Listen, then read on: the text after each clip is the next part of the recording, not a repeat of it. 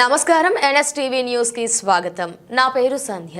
ఇక వార్తల్లోని ముఖ్యాంశాలను ఇప్పుడు చూద్దాం.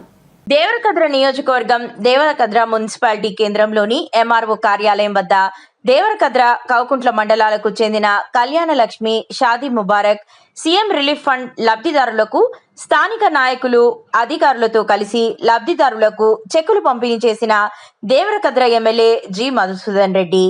ఎమ్మెల్యే మాట్లాడుతూ 2025-26లో తెలంగాణ తలసరి ఆదాయం 4,18,931 రూపాయలకు చేరగా కేంద్ర సగటు 2,19,575 రూపాయలకు మాత్రమే ఉండడం రాష్ట్ర ప్రగతిని చూపిస్తోందని అన్నారు. ఈరోజు ప్రజలకు ఇచ్చిన మాట నిలబెట్టుకుంటూ ముందుకు పోతా ఉన్నాం.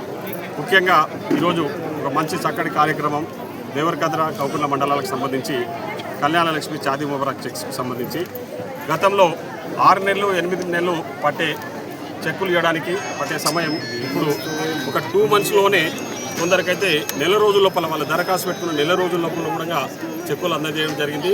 ఈరోజు దేవరకద్ర మండలానికి సంబంధించి 125 చెక్కులను దాదాపు 1,25,00,000, అదేవిధంగా కౌకుంట్ల మండలానికి సంబంధించి 25 లక్షల రూపాయల చెక్కులను అందరికీ కూడా అందజేయడం జరిగింది. ముఖ్యంగా మహిళా తల్లుల పేరు మీదే ఈరోజు చెక్కులన్నీ కూడా ఇష్యూ చేయడం జరిగింది. వాళ్ళందరూ కూడా చాలా సంతోషం వ్యక్తం చేస్తారు.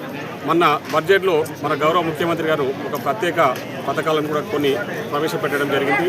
దానికి సంబంధించి ఇందిరమ్మ ముఖ్యంగా ఇన్సూరెన్స్ స్కీమ్ అనేది ఉందో ప్రజలందరికీ కూడా ప్రతి కుటుంబానికి 5 లక్షల రూపాయల చొప్పున కుటుంబ పెద్ద మరణిస్తే ఆ కుటుంబానికి 5 లక్షల రూపాయలు ఇవ్వాలని ప్రభుత్వం నిర్ణయం తీసుకున్నది. అదేవిధంగా కొత్తగా 2 లక్షల రూపాయల చెక్కులను, అది 2 లక్షల లోపు అంటే 2 లక్షల వరకు కూడా మళ్ళీ కొత్తగా పెన్షన్లు ఇవ్వాలని నిర్ణయం తీసుకోవడం జరిగింది.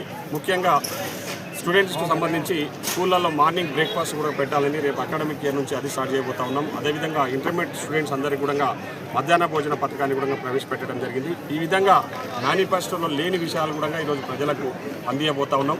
ఇంకా 1-2 స్కీమ్స్ మిగిలిపోయినాయి, అవి కూడా తప్పకుండా ఇస్తామని చెప్పి సందర్భంగా తెలియజేస్తాం. ఇప్పుడే ఇందిరమ్మ ఇండ్ల గురించి కూడా కొందరు అడగడం జరిగింది. ఇంకా మాకు ఇండ్లు కావాలని అడుగుతా ఉన్నారు. ఏప్రిల్ 2వ విడత ఇందిరమ్మ ఇండియా పోతా ఉన్నామని కూడా ఈ సందర్భంగా తెలియజేస్తా ఉన్నాం. అందరూ కూడా మరొకసారి ఈరోజు చెక్కులు అందుకున్న వారందరికీ కూడా ప్రత్యేకంగా శుభాకాంక్షలు తెలియజేస్తాం. ధన్యవాదాలు.